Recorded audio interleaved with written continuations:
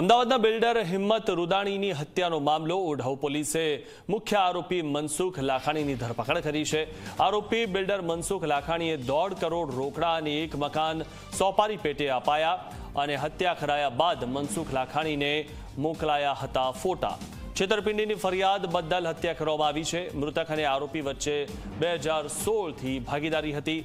વર્ષ 2020થી 1.5 કરોડ રૂપિયા અને 16 દુકાનનો વિવાદ ચાલતો હતો અને આ વિવાદના કારણે મોતને ઘાટ ઉતારવામાં આવ્યા બિલ્ડરને।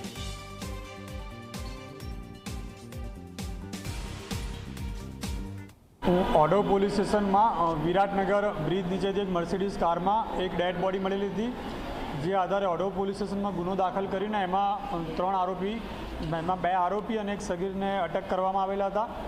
ત્યારબાદ જે આરોપી પકડવામાં આવેલા હતા તે લોકોની બધી પૂછપરછ દરમિયાન એ લોકોને જાણવા મળ્યું હતું કે જે મર્ડર કરવા માટે જે મનસુખભાઈ લાખાણી છે, મનસુખભાઈ લાખાણી દ્વારા એ લોકોને કહેવામાં આવેલું હતું, જેના આધારે મનસુખભાઈ લાખાણીની પણ આજે અરેસ્ટ કરવામાં આવેલી છે।